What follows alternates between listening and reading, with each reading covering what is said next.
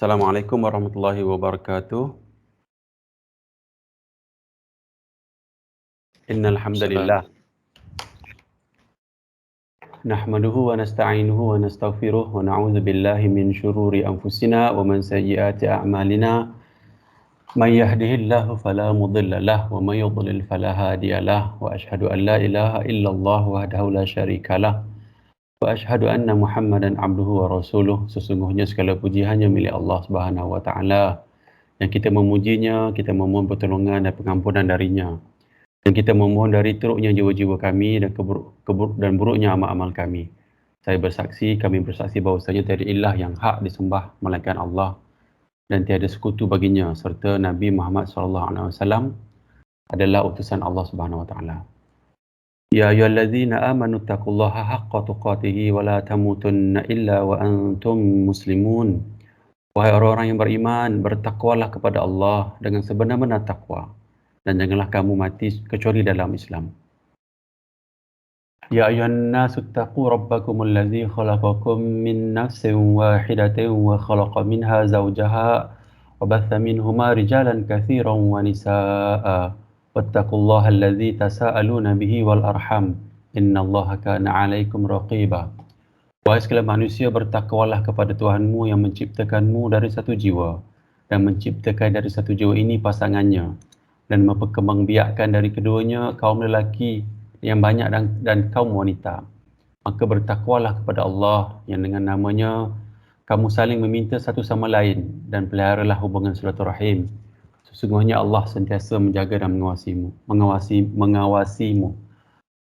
Ya ayyuhallazina amanu taqullaha wa qulu qawlan sadida yuslih lakum a'malakum wa yaghfir lakum dzunubakum wa may yuti'illaha wa rasulahu faqad faza fawzan 'azima. Para orang yang beriman, bertakwalah kepada Allah dan ucapkanlah perkataan yang benar, nescaya ia akan memperbaiki untuk kalian amal-amal kalian dan akan mengampuni dosa-dosa kalian. Dan barang siapa yang mentaati Allah dan Rasulnya, maka baginya kemenangan yang besar. Amma ba'du, fa in asraqal hadits kalamullah wa khairal hadi hadi Muhammadin sallallahu alaihi wasallam wa syarrul umuri muhdatsatuha wa kullu muhdatsatin bid'ah wa kullu bid'atin dhalalah wa kullu dhalalatin finnar. Adapun setelah itu, sesungguhnya sebenar-benar kalam, perkataan adalah perkataan Allah Subhanahu wa taala, yakni Al-Quran, dan sebaik-baik petunjuk adalah petunjuk Muhammad sallallahu alaihi wasallam, yakni hadis yang sahih. Sedangkan seburuk-buruk suatu perkara adalah perkara yang diada-adakan, yakni mudath. Dan setiap perkataan yang diada-adakan itu adalah bid'ah, dan setiap kebid'ahan itu adalah neraka tempatnya.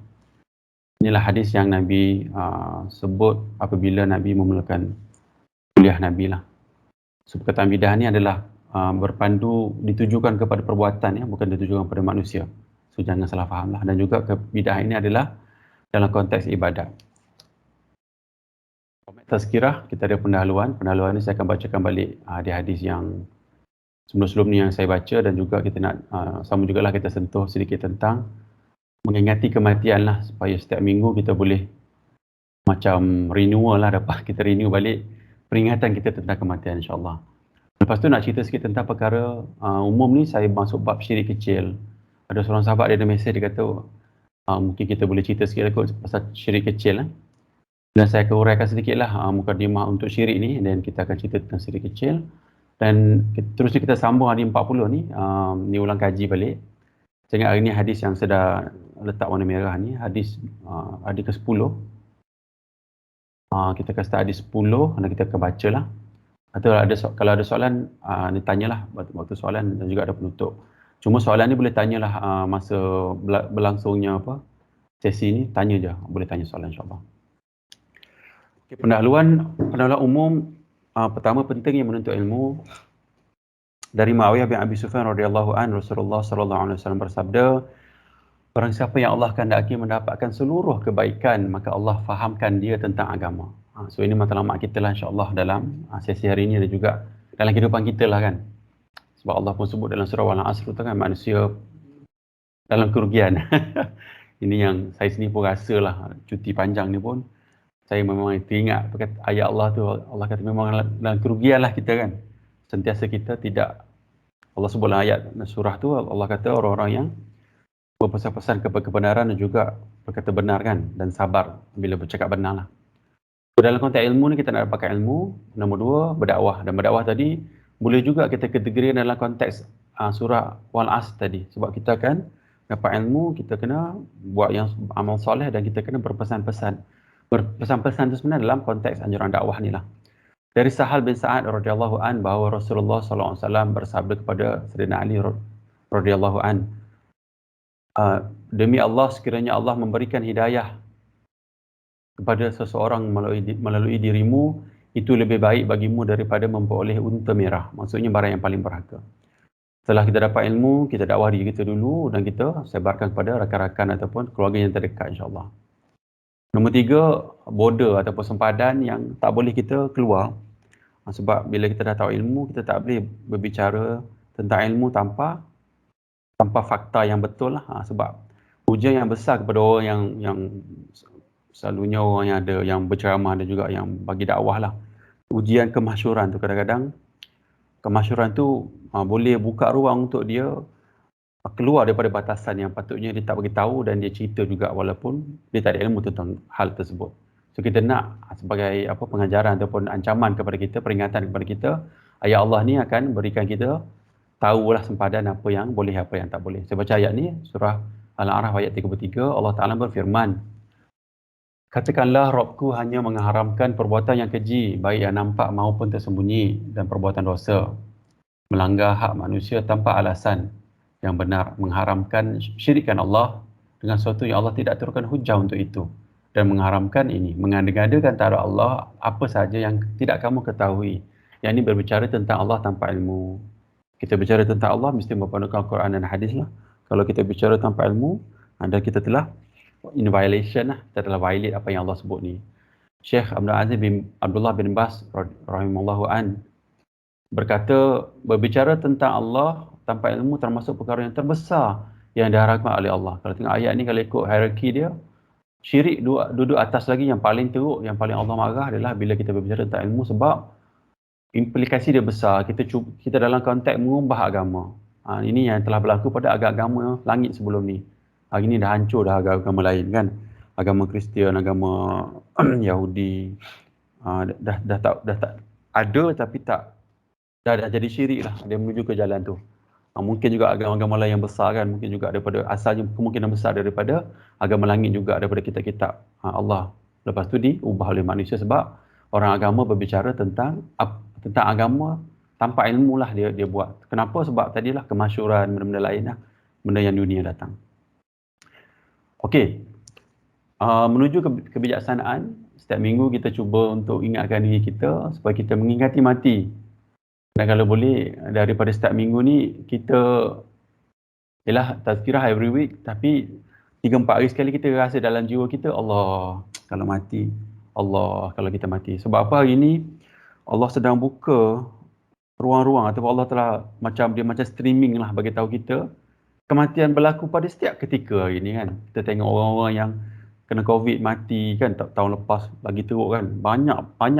Banyak berita kematian yang datang kepada kita setiap hari, setiap saat. Sehingga kan saya pun ada, jiran di kampung pun ada, jiran sebelah rumah pun meninggal, satu lorong pun meninggal sebab COVID kan.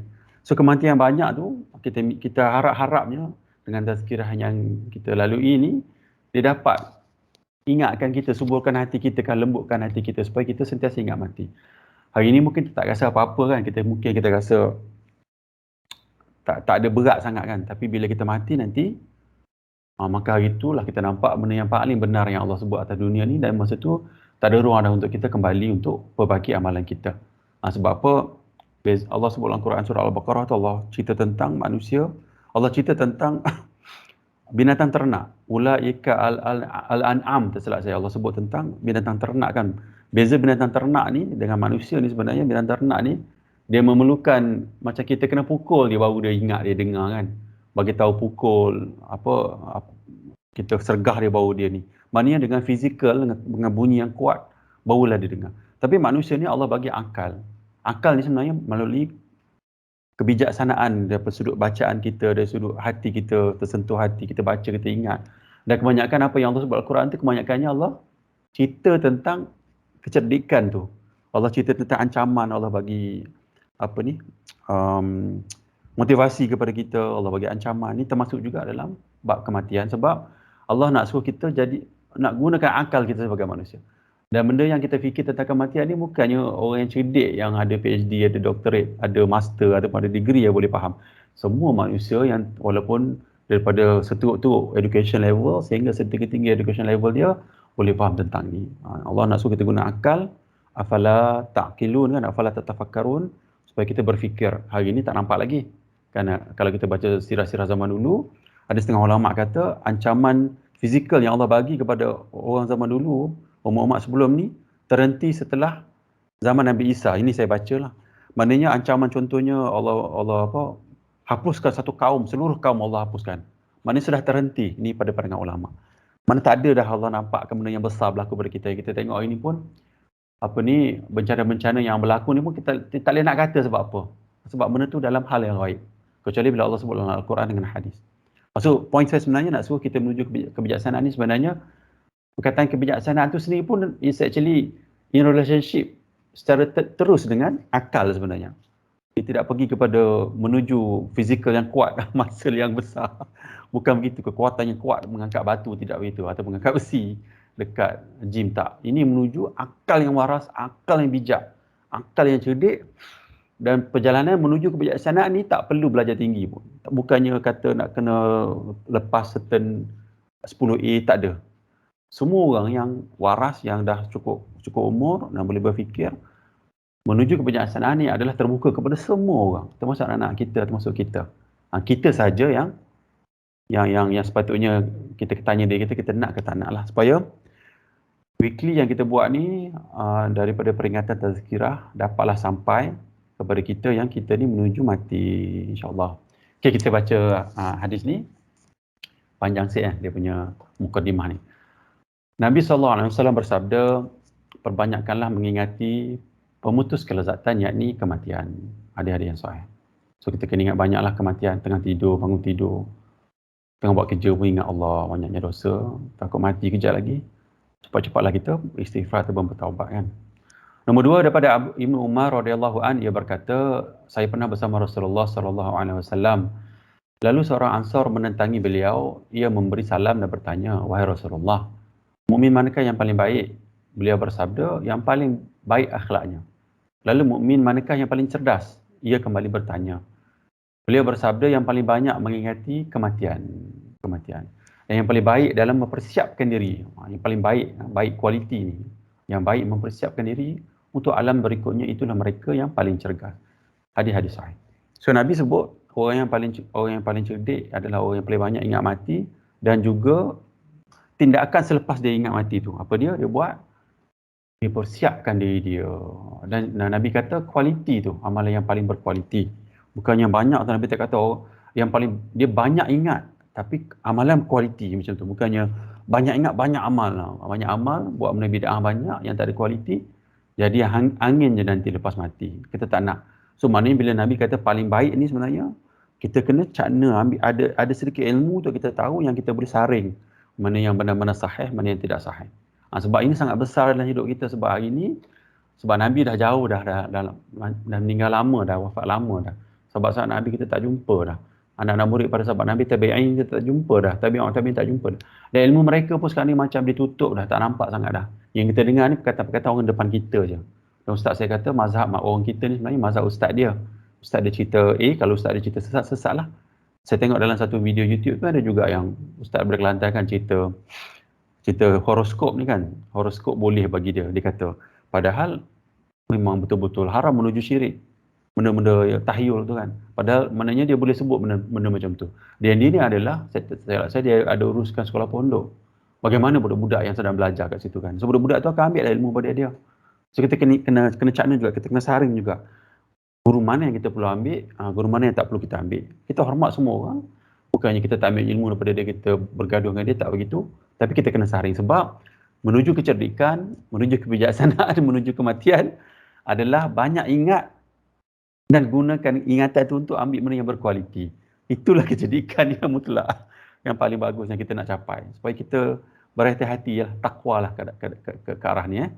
So kalau kita banyak ingat mati, kita main ambil sembrono je, zikir menari ke apa kan, buat benda syirik, ikut je taksub dengan ustaz, dan kita akan menuju tidak mencapailah hadis yang Nabi sebut ni. Kita nak banyak ingat mati dan berkualiti ataupun betul-betul cari ilmu yang benar-benar sahih daripada Allah, daripada Rasul. InsyaAllah.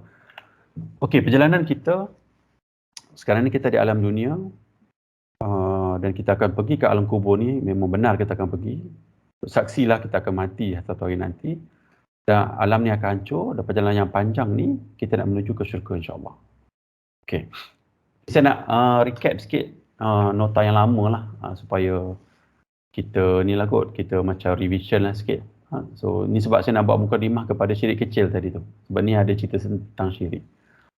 Kalau tengok slide ni, kita ada realiti non-Muslim menuju akhirat ni. Kalau tengok non-Muslim ni, kalau saya ambil secara umumnya, kita ada 4 kategori yang besar lah dalam kehidupan kita. Ini umum lah, kita ada ibu bapa kita ataupun ialah kita lahir dengan ibu bapa kita. Yang ibu bapa, majoriti ada ibu bapa lah. Nombor 2, keadaan sekeliling. Nombor 3, ujian yang kita akan alami. Nombor 4 ni dah, selepas mati dah timbangan amal. Cuba tengok yang nombor 3 item ni kan, kalau tengok non-Muslim ni, Allah Ta'ala takdirkan dia juga boleh mati menuju sebagai non-Muslim dan boleh mati menuju sebagai Muslim. Tetapi dekat mana yang yang dia boleh berubah menjadi Muslim adalah dekat ujian ni. Sebab keluarga dia dah kafir. Kalau dia duduk dekat bukan Malaysia kan, ataupun even di Malaysia pun dia duduk dalam kalangan masyarakat dia lah, katalah dia Chinese non-Muslim kan, dia duduk dalam kalangan masyarakat. Kadang-kadang sekali pun tak Islam. Kedai-kedai banyak jual pork semua kan, jual khinzir semua ni, makanan haram semua ni macam. Ini ujian ni termasuk dengan ujian tadilah, Allah nak bagi dia ingat ataupun kembali kepada fitrah dia. Sama dia terima kebenaran atau tidak lah. Ini yang non-Muslim. Maknanya kalau tengok sini, daripada 3 faktor ni, macam berat lah ujian ni kalau compare dengan yang Muslim. Kita tengok yang Muslim pula. Realiti Muslim, ibu bapa kita adalah Muslim kan. Kadang sekali pun Muslim. Apa tu kita ada ujian lah. Kalau lulus, timbangan amal pun lulus, masuk syurga. Cuma saya nak, kat sini saya tunjuk yang ada ujian syirik ni lah. Okay. Daripada 2 ni sebenarnya, ini konsep je, saya cerita je. Ini daripada apa yang saya fahamnya, bukannya ambil daripada ulama', pandangan ulama', tidaklah. Ini apa yang saya faham dan juga saya ingat. Bolehlah kita faham macam ni lah untuk kita lah kan. Kalau kita tengok sini, apa ujian yang Muslim terlepas pandang? Kalau tengok non-Muslim ni, kalau saya letak kadar 100 unit lah kan, kita letak macam weightage lah dekat setiap box tu, yang 3 paling yang besar tadi tu, kategori tu. 30 saya letak dekat ibu bapa non-Muslim, 30 lagi dekat keadaan sekeliling dia, dan juga ujian 40. Kita letak sebab Allah ni memang adil, sebab saya nak compare dengan yang non-Muslim. Kalau tengok yang Muslim ni, kalau tengok 2 ni lari sikit dia punya ni, cuma apa yang kita terlepas pandang sebenarnya, kalau tengok sebab kita dah Muslim dah, mak bapak kan, mak ayah kita tak akan nak ajar kita supaya kafir, tidaklah, tak mustahil lah. Maknanya keadaan sekeliling pun dengan surau nak tak nak je lah kita pun kan, memang keadaan sekeliling kita Muslim. Sebab surau pun dekat, masjid pun dekat, hari ni solat Jumaat. Cuma dekat ujian ni saya letak, kalau nak kita ambil kadar 100 ni, saya letak ujian kita sangat besar kan. Tapi maksud dia, soalan saya sebenarnya, kita rasa tak ujian yang besar kepada kita, menuju kepada kita ni? Sebab kita dah dekat sini dah memang tak adalah ujian kafir kat sini kan. Cuma ujian yang macam syirik ni dekat sini. Kita rasa ke tak? Maksud dia kenapa saya letak blind spot ni, sebab kita dah lahir Muslim. Kita tak rasa yang ujian tu sentiasa macam anak panah lah, sentiasa menuju kepada kita. Sebab ini tazkirah, peringatan supaya kita ingat sebenarnya, hati-hati sebenarnya ada ujian yang kita terlepas pandang, kita takut ancaman syirik tu datang kepada kita, kita tak rasa pun, dan paling teruk ancaman syirik tu datang dalam bentuk rupa agama. Pada masa tu kalau orang sedarkan, insyaAllah kita sedarlah. Tapi kalau tiba-tiba kita tak sedar, kita dah mati, ya Allah, kita bangkit dengan penyesalan yang tak sudah lah kan. Tapi itulah maksud dia, nak mengingati mati tu, antaranya dalam konteks ni juga, peringatan-peringatan ni macam tu, supaya insyaAllah sampai lah kot. Okey. Ujian Muslim tanpa pandang kat ujian ni, kita ada ibu bapa, ujian ni kerosakan akidah. Kalau tengok non-Muslim tadi tu, memang dia dah rosak dah akidah dia kan. So dia dah macam separated dah. Cuma ujian kepada dia mungkin dia tengok penolakan dia adalah sebab kalau kita tengok non-Muslim, dia akan nampak Islam dekat depan dia yang besar, dia tengok orang Islam. Jadi benda-benda tu dia nampak dah, cuma dia je sama ada dia nak terima ke tak, dia berfikir ke tak. Macam Muslim ni dia tak nampak. datang benda syirik dalam sudut, dalam konteks agama kau apa, dia tak nampak sangat. Dia macam ada blind spot sikit lah. Sebab kenapa saya buat ni, kalau saya tengok ayat bawah ni, saya tulis Allah ni bersifat maha adil dan mustahil zalim. Mana mungkin Allah bagi ujian yang lebih tinggi kepada orang kafir berbanding orang Muslim. Dan betul lah Allah sebut dalam ayat ada Quran kan, Allah kata yang Allah bagi ujian setara dengan kemampuan manusia lah. Tapi atas adilnya Allah tu macam tu lah. Maksud dia takkanlah majoriti katalah Muslim versus non-Muslim, majoriti non-Muslim ni tiba-tiba Allah bagi ujian lebih tinggi sebab kita rasa ketahanan dia orang lebih tinggi daripada kita. Ramai je majoriti non-Muslim, bila lain Muslim majoritinya mati non-Muslim pun kan, tak ramai yang mati Islam. So kita ingat kat situ, sebab Allah ni mustahil zalim dan Allah ni adalah maha adil. Kita ingat ujian kepada kita yang dah lahir Islam ni sebenarnya banyak blind spot yang kita tak nampak. So sini kita ingatkan balik lah. Okey, ini jalan yang kita nak lah supaya kita menuju syurga. Ihdinas siratal mustaqim, ikut jalan lurus supaya kita menuju ke syurga. Dan kita nak highlight sedikit yang inilah. Ini hal umum yang saya nak sebut tu sebagai mukadimah. Kita pergi kepada syirik kecil ni saya sebut. Okey, ni syirik kecil ni. Syirik kecil ni, kita tengok. Kita ada, saya ambil yang belah kanan dulu. Kita ada syirik besar, kita ada syirik kecil, dan kita ada dosa besar, kita ada dosa kecil. Ada 4 kategori ni. So syirik besar ni syirik yang memang kekal dalam neraka lah. Contoh orang Islam, tiba-tiba dia beriktikad ada benda yang setanding dengan Allah. Kita kata macam dia kata Nur Muhammad kan, saya baca dalam hadis yang palsu. Ini sedang masuk dalam konteks agama ni.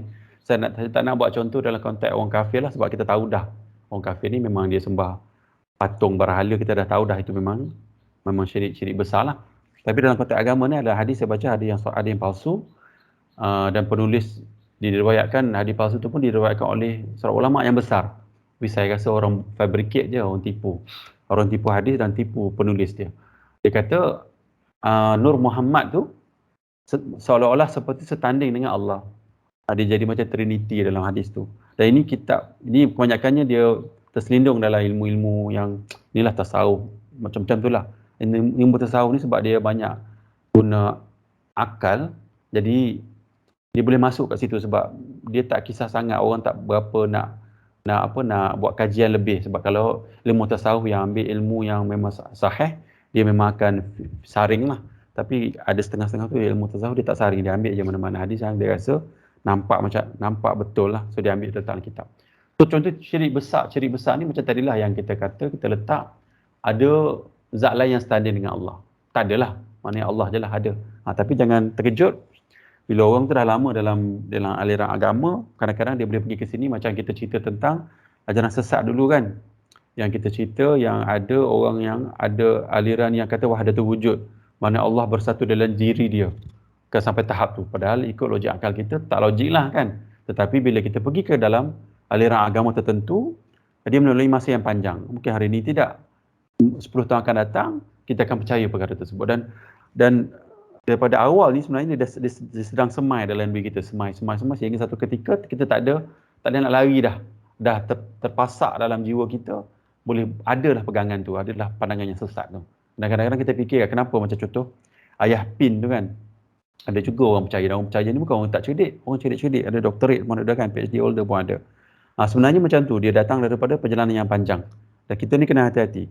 Sebab tu, kalau tengok pada ayat yang kita baca tadi, sebenarnya Allah nakkan kita ikut apa yang kita sebut ni. Allah kata, baca dalam Quran, baca dalam solat kita kan, Allah kata, ihdinas siratal mustaqim, Allah suruh kita baca dalam solat kita, dan wajib pun baca surah Al-Fatihah ni. Allah kata, tunjuklah kami jalan yang lurus. Sebab asas untuk kita pegang apa-apa melalui jalan dulu. Kalau kita silap ambil jalan, habislah kita. Lepas tu, paling penting kita tengok dulu, kita buat kajian dulu. Siapa yang kita nak ikut, apa benda yang dia bawa. Kalau tidak, mungkin kita ambil sebab kita takjub dengan dia contoh kan. Dan lama-lama, dia pergi kepada benda yang sesat tadi. Okey. Pergi sini syirik besar. Lepas tu dia ada syirik kecil. Ini ada pandangan ulama. Syirik kecil ni khilaf ulama.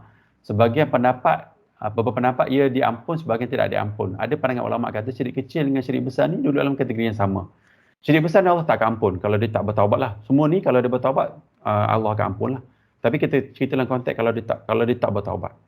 Syirik besar kalau tak bertaubat, Allah tak akan ampun.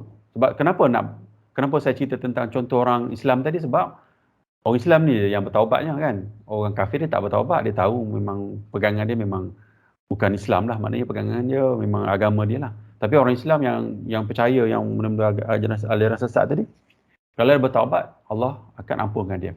Syirik kecil pun sama, kalau dia bertaubat pun sama yang lain. Cuma sebab kita ada baca hadis kan minggu lepas, Allah sebut yang saya tunjuklah hadis tu.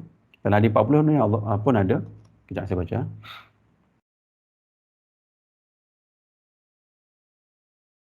Bukan yang ni.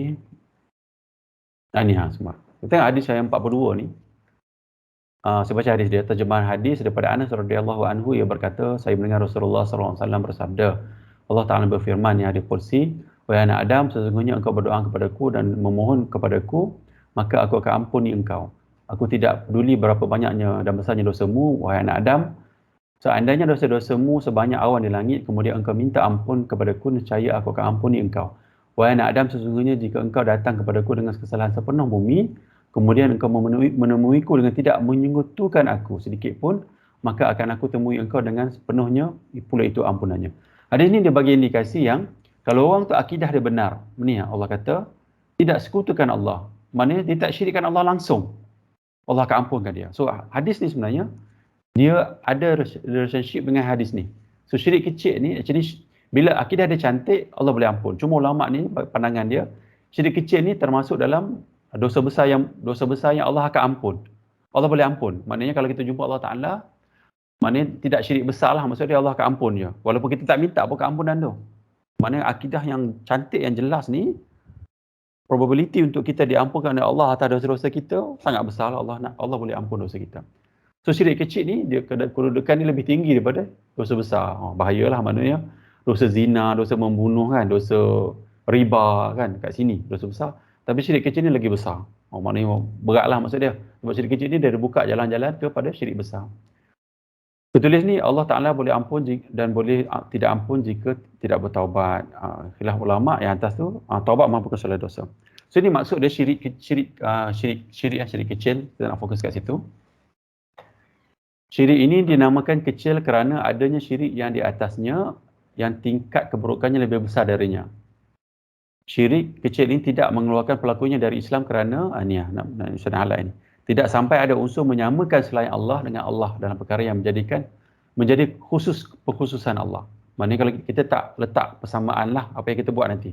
So ini lepas ni saya nak tunjuk contoh syirik kecil. Ini antaranya lah saya ambil tadi. Dia habis kat sini ya untuk syirik kecil ni, sebab minggu depan insya-Allah kita akan urai lagi. Saya dah buat dah, saya dah draft dah sebenarnya. Syirik kecil ni syirik kecil ni besar, nak urai panjang ni tapi tak sempat. Nanti saya akan urai lagi detail konsep dia sampai daripada kitab ni lah.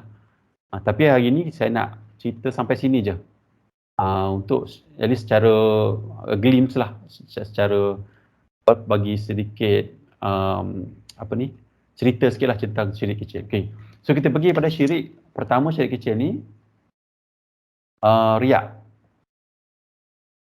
Riak ibadat yang dibuat kerana makhluk, bukan kerana Allah.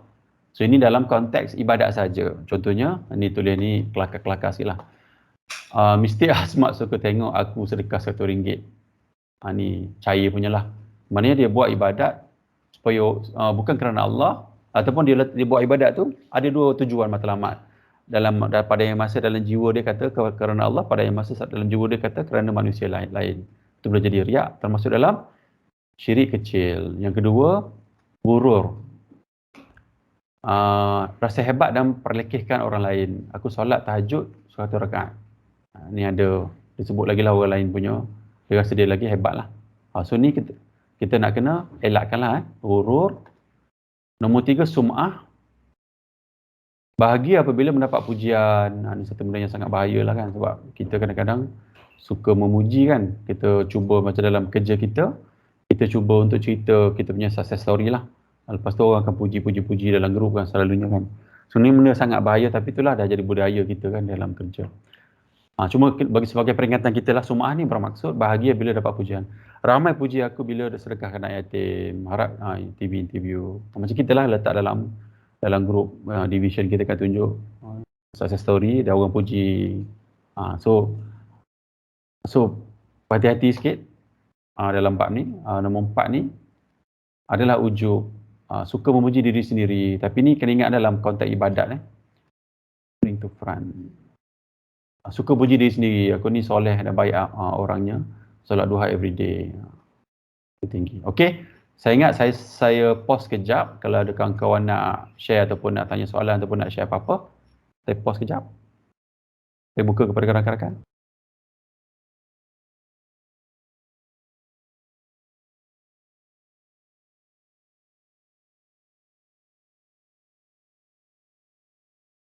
Tak ada.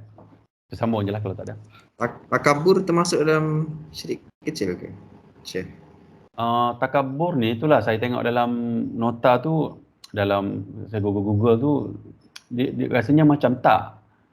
Dia takabur ni dia dah pergi macam sebab saya ada baca satu perkataan daripada Imam Ibn Qayyim. Dia kata takabur ni, sombong ni lebih besar dosa daripada syirik. Sebab dia relatekan dengan perangai iblis. So saya akan buat kajian lagi, tapi saya rasa takabur ni tak masuk dalam syirik kecil. Dia masuk dalam konteks yang syirik besar tu, takabur sombong tu. Okey. Nanti minggu depan maybe kita urai lebih, sebab sepatutnya adalah takabur, tapi saya rasa macam itulah, saya teringat perkataan Imam Ibn Qayyim tu, saya rasa macam sebab takabur ni perangai iblis. dosa besar, dosa mengerikan tu. Dia tak macam syirik kecil saya rasa, sebab dia itulah. Tapi maybe insyaAllah next week kita urai pasal takabur lah. Okey, baik. Terima kasih. Sama. Okey, kalau tak ada kita sambung lah. Kita masih lagi dalam hadis 40. InsyaAllah saya ingat tahun ni kita cuba habiskan hadis 40 ni. Tapi tak apalah, kita ulang-ulang lah, sebab saya ingat ilmu ni bukannya kita baca seminggu terus ingat lah, kita cuba ulang-ulang. So minggu lepas kita kita ulang balik hadis 4, 7, 10 ni. Ni kita dah baca sebenarnya dalam 2 kuliah yang lepas lah, tahun lepas. Tapi tahun ni kita ulang balik. So saya rasa kita berhenti kepada hadis berapa? Saya dah tulis, saya letak kuning kat sini. Kat sinilah. Hadis ke-10 kita akan mulakan balik. So kita baca hadis 40, ni hadis ke-10 tentang makanan halal. So saya bacalah hadis dia. Dari Abu Hurairah radhiyallahu anhu, dia berkata Rasulullah sallallahu alaihi wasallam bersabda, sesungguhnya Allah Taala itu baik, tidak menerima kecuali yang baik. Dan sesungguhnya Allah memerintahkan orang beriman sebagaimana dia memerintahkan pada Rasulnya dengan firman-Nya. Wahai para Rasul, makanlah yang baik-baik dan beramal solehlah. Dan dia berfirman, wahai orang-orang yang beriman, makanlah yang baik-baik dari apa yang kami rezekikan kepada kalian. Kemudian beliau menyebutkan ada seorang melakukan perjalanan jauh dalam keadaan kusut dan berdebu. Dia mengangkatkan kedua tangannya ke langit seraya berkata, Ya Tuhanku, Ya Tuhanku, padahal makanannya haram, minumannya haram, pakaiannya haram, dan keperluannya dipenuhi dengan sesuatu yang haram. Maka jika begitu keadaannya, bagaimana doanya akan dikabulkan? So Nabi kata dalam hadis ni, Allah ni suka benda yang baik-baik. Cuma nak highlight kat sini, Allah sebutlah kepada Rasul supaya dia beramal soleh, dan orang beriman supaya dia beramal soleh. Cuma Allah beritahu kat bawah ni, ada pada hadis kursi ni, daripada ni bukan hadis kursi lah, Nabi sebut, apa yang Nabi sebut ni. Nabi kata ada seorang ni datang, mana kusuk masai dia, macam kusuk masai ni boleh kita kategorikan dalam orang yang sedang musafir kan. Sama ada orang musafir, sama ada orang tu susah. Orang yang fakir ke miskin, dia tengah susah lah maksud dia. Maknanya dia dalam keadaan yang sangat terdesak lah maksud dia. Dan bila musafir tadi maksud dia adalah orang yang, antara orang yang Allah makbulkan doa. Keadaan orang yang sedang musafir kan. Maksud dia sini dalam keadaan sangat-sangat dia memerlukan pertolongan Allah. Tetapi bila dia minta dengan Allah, Nabi kata bagaimana doanya akan kabul? Makannya haram, minum haram, pakaian haram. Dan keperluan dia dipenuhi dengan benda yang haram. Maksud dia, kita kena ambil banyak, maknanya pentingnya benda yang halal pada hadis ni. Ini antara foundation dan basic untuk agama kita. So kita perlukan benda yang halal. Sebab tu ada hukum halal haram kan, tentang makanan kan. So kita kena jaga betul-betul lah. Benda yang tidak, benda yang haram, benda kita kena tolak lah. Termasuk juga makanan ni, kalau tengok sini, dia kata makan, Nabi kata makan, minum, Nabi kata pakaian, something yang kita beli. Kan, something yang kita beli gunakan duit yang haram kan. Termasuk juga keperluan dia gunakan benda yang haram. Keperluan dia apa? Katalah kereta dia. Ada benda yang unsur-unsur haram, maybe daripada riba kan, dia beli kereta daripada riba kan. Dia beli kereta daripada riba. So keperluan dia pun dia guna daripada benda yang haram. Bagaimana Allah nak makbulkan doa dia? Macam tu soalan dia. Kan? Maksud dia, Nabi beritahu, kalau Allah nak, antara benda yang menghalang makbulnya doa, atas ni kita dah sebut kan. Sebenarnya bukan tidak makan makanan yang haram saja, termasuk dengan benda lain sekali. Mana unsur-unsur yang haram tu, dalam keperluan dia, kita kena buang lah. Dia juga sebagai motivasi kita lah, sebagai pelajar dan juga sebagai hamba Allah. Bukannya kata, alamak, habislah aku ada kereta riba. Maksud dia, kalau ada riba, kita cuba berusaha untuk tolaklah riba tu, maknanya ambil loan lain, kita cuba untuk halalkanlah dia kan. Saya fahamlah ada orang dia argue juga, walaupun baik Islam dia argue. Tapi itu yang kita ada sekarang ni. Tidak ada yang lebih baik daripada tu. Kalau ada, kita ambil option lebih baik. Kat mahsyar nanti bila Allah tanya kita jawablah kan. Bukanlah kita, Allah pun tahu sebenarnya, bukannya kita kata ada option lain lah, beli cash. Beli cash kalau gaji 100,000 bolehlah beli cash kan. Tapi kita ni kan starting gaji murah kan. So kita kena fahamlah maksud dia.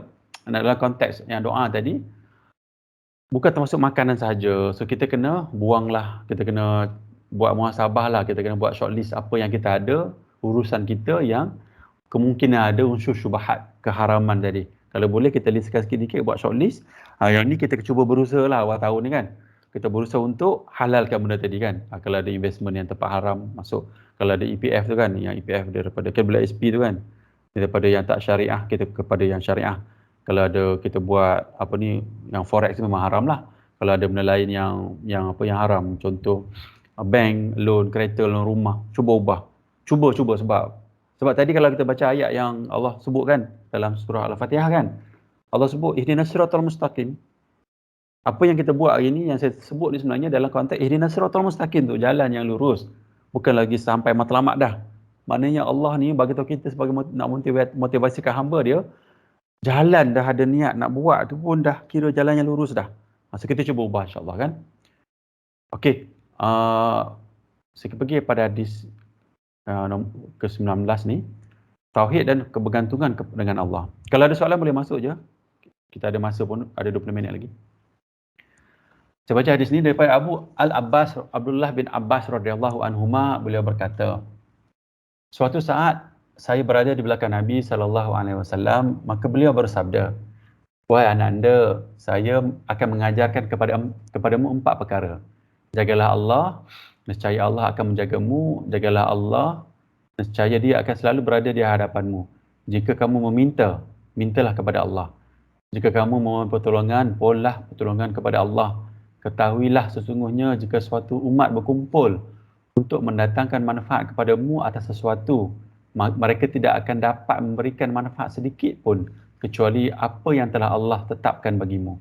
Dan jika mereka berkumpul untuk mencelakakanmu atas sesuatu, nescaya mereka tidak akan dapat mencelakanmu kecuali kecelakaan yang telah Allah tetapkan bagimu. Pennya telah diangkat dan lembaran telah kering. Maksud hadis ni, pennya telah angkat dan lembaran telah kering, maknanya Allah dah tulis dah kita punya takdir, qada dan qadar lah.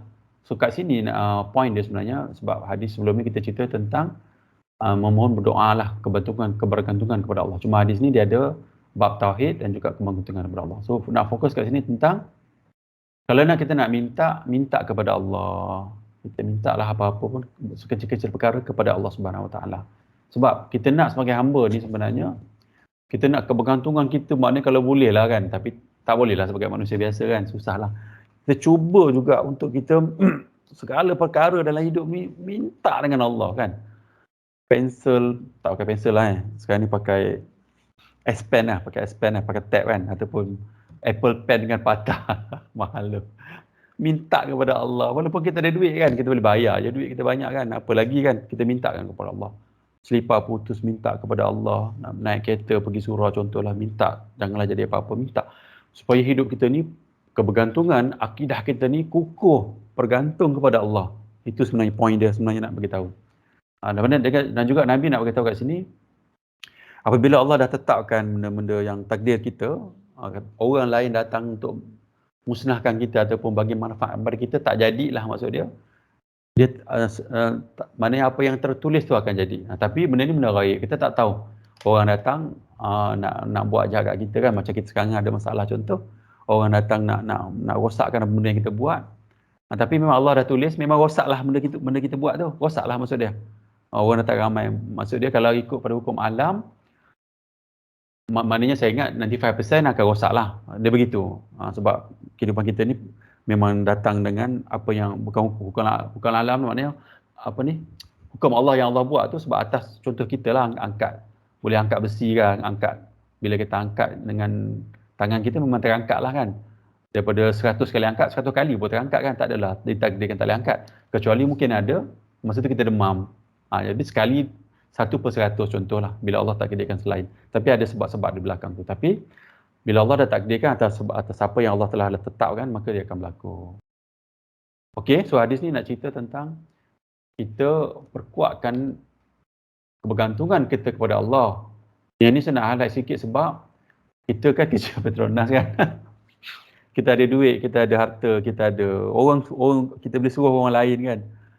Jadi kena berat sikit kat sini, maknanya kena halat lama sikit kepada orang kita lah. Kalau cerita kat orang kampung benda ni, mereka kata dah memang dah dia tak ada duit, tak ada apa pun, nak buat apa pun kena buat sendiri kan.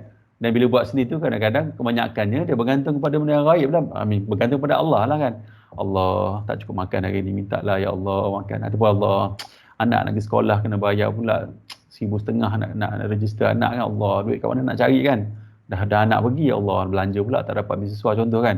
Macam mana nak cari duit Allah? Dia sebut nama Allah lah. Tapi manusia macam kita ni, orang yang Allah bagi kelebihan rezeki kepada kita ni, kita tak sebut benda tu. Anak nak pergi sekolah, ada 1,500. Okey, kita bayar je. Duit dalam bank banyak kan. Saving banyak. Bonus tu bonus ni kan. Anak belajar. Kita tak ada sebut. Allah, duit ada dalam bank 100,000 contoh kan. Allah, esok nak bayar apa, anak nak makan. Allah, tak ada begitu. Sebab kita ada duit pun. Kebergantungan kita sebenarnya bukan kepada duit. Kita bukan kepada Allah tadi. Kebergantungan kita yang kita lafaz kepada mulut tadi itu sebenarnya kita bergantung kepada duit kita tadi. Tapi Nabi kata kita minta dengan Allah, kita cubalah usahakan sedikit. Tak apa sedikit-sedikit tapi berterusan. Apa-apa urusan kita atas dunia ni, walaupun kita mampu, walaupun kita boleh buat, kita minta kepada Allah. Allah, ya Allah mintalah, ya Allah, Allah lemah, la haula wala quwata illa billah. Lemahnya diri kita ni kan. Kenapa kita sebut? Kadang-kadang kita tak sebut sebab memang ada kekuatan pun kita nak buat kan. Cuba kita psycho ataupun kita reverse sikit lah. Sebab manusia ni sebenarnya lemah sebenarnya. Allah dia bagi kekuatan untuk baru boleh kita buat. Okey. Kita pergi pada hadis yang seterusnya. Ada di panjang, ada 24 ni. Tidak zalim dan juga tauhid. So, saya baca hadis ni daripada Abu Dzar Al-Ghifari radhiyallahu anhu. Dari Rasulullah sallallahu alaihi wasallam, sebagaimana beliau riwayatkan daripada Rabb-nya Azza wa Jal, bahawa dia berfirman, yang ada kursi lagi.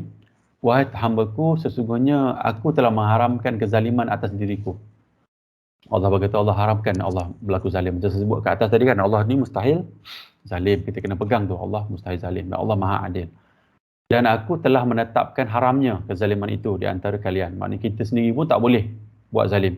Allah kata dia sendiri pun tidak akan ada zalim atas diri dia, dan dia tak mau manusia ni berlaku zalim. Tapi sifat zalim tu sifat kita boleh buat. Kita boleh je sebab sifat kita kan. Cuma Allah kata dia tak nak manusia ni berlaku zalim. Hamba dia tak nak berlaku zalim. Maka janganlah kalian saling berlaku zalim. Zalim ni maksud dia tidak letak sesuatu pada tempat yang asalnya, tempat yang sepatutnya. Contohnya kita ni teknikal kot, maybe kita kata design motor tu boleh bawa maybe 120 km/h je, mana kaki motor dia letak kat sini. Ataupun kereta, ataupun ni kaki kereta. Kereta tu boleh bawa design dia ataupun speed limit 110, kita pun pecut 160. Zalim lah tu, maksud dia zalim lah. Kan kita telah menzalimi pemerintah kan, sebab ada sebab dia buat macam tu, sebab accident ke apa kan, kalau berlaku orang accident, dia impact kepada orang lain. Jam dengan kita pun ada kematian yang lain. Bersifat zalim. Nombor 2 contoh, maybe pelakuan kita lah. Sepatutnya bila kita berinteraksi dengan orang lain kan, mungkin kita pelekehkan dia, benda-benda yang zalim lah sepatutnya. So kita tak mau. So Allah kata dalam hadis ni,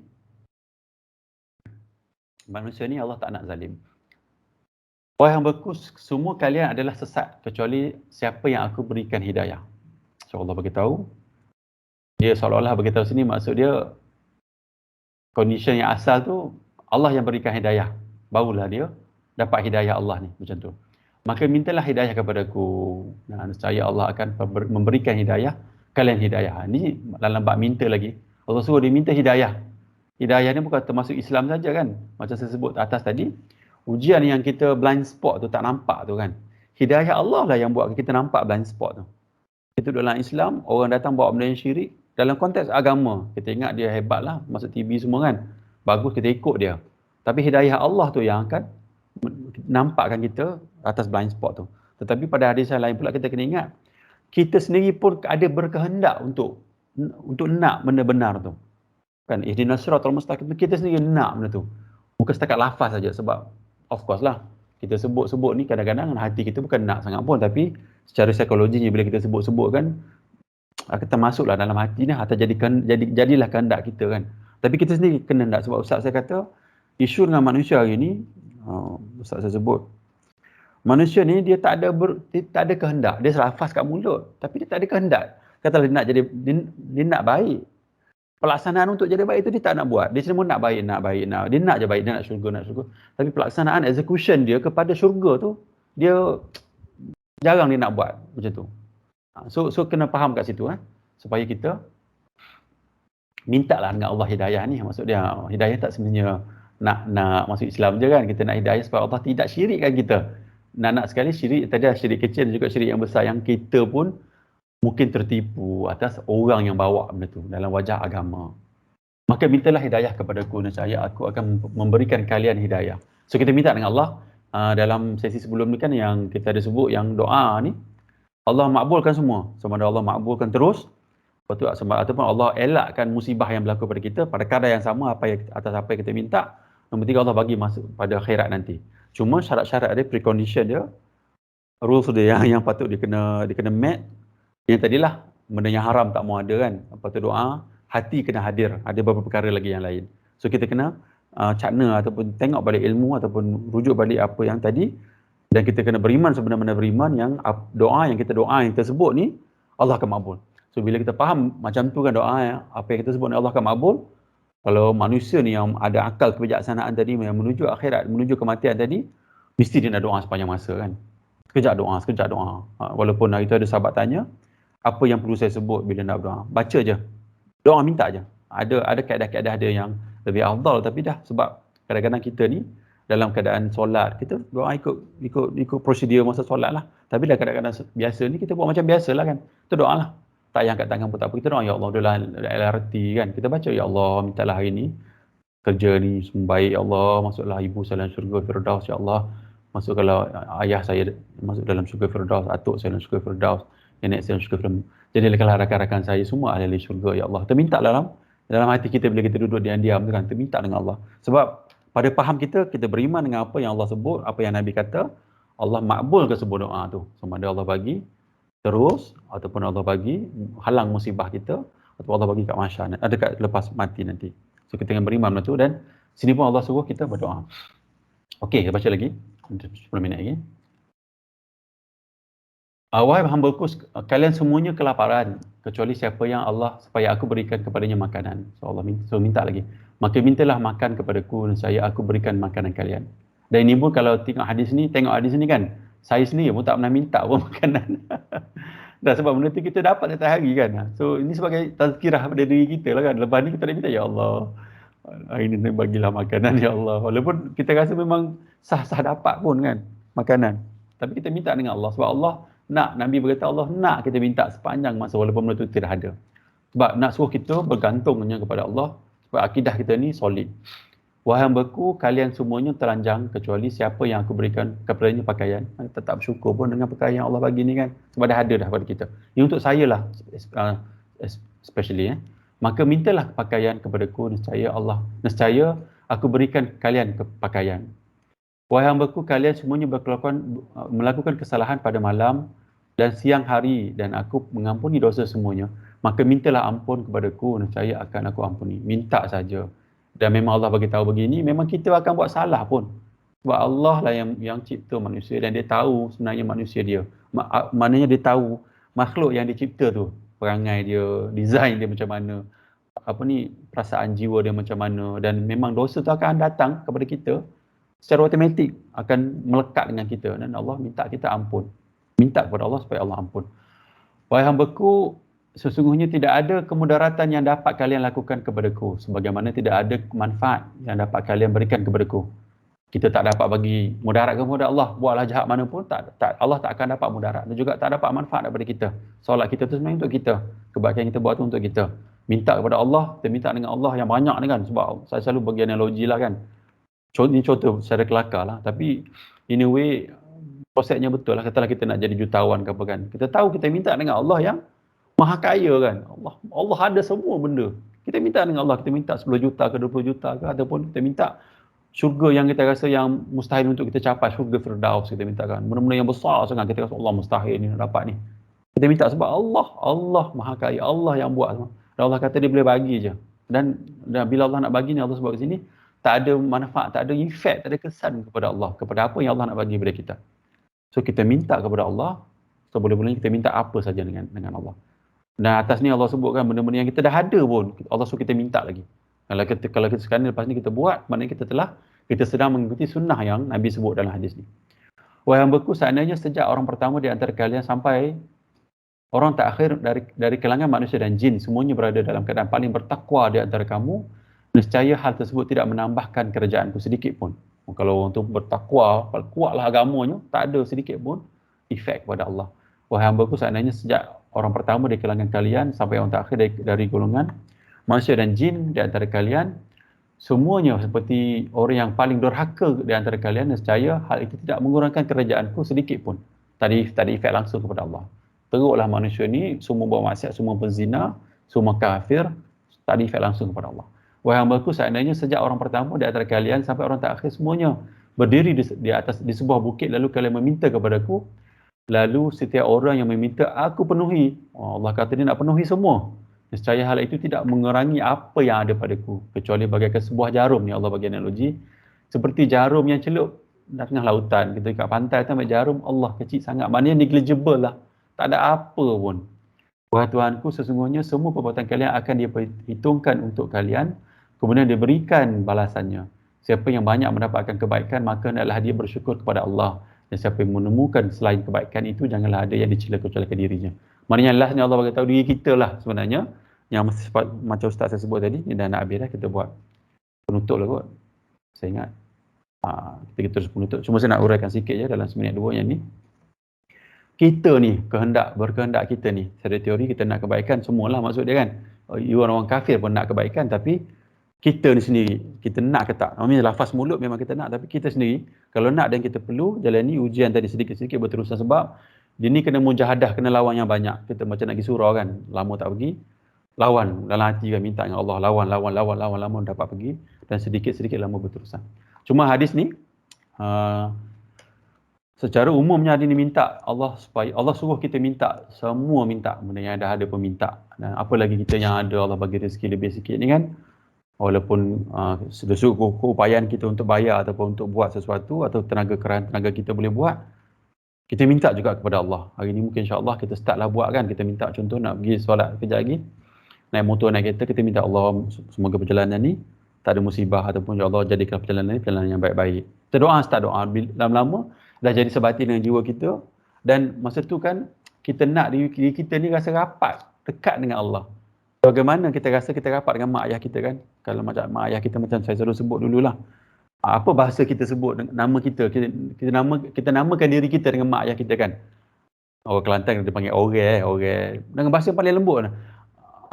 Ambo kan, ambo macam hamba. Mana lembut paling bawah keadaan. Bahasa dia paling bawah dia letak untuk bercakap dengan mak ayah dia kan.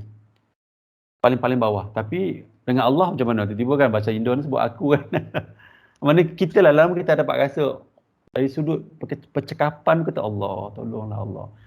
Keakraban tu adalah hubungan kita rasa. Sebab tu kalau boleh kita semakan diri kita ni untuk meminta kepada Allah sepanjang masa. So, kita tahu yang kita ni sangat lemah, dan apa yang ada walaupun kita ni jawatan tinggi ke duit banyak pun sebenarnya Allah yang bagi sebagai ujian kepada kita untuk kita kembali kepada Allah. Okey, saya ingat setakat itu saja. Ada soalan tak? Ada 3 minit lagi. Tak apa-apa pun nak share. Kalau tak ada saya baca kafarah ni. Subhanakallahumma wa bihamdika asyhadu an la ilaha illa anta astaghfiruka wa atubu ilaik. Wassallallahu ala sayyidina Muhammadin wa ala alihi wasallam. Assalamualaikum warahmatullahi wabarakatuh.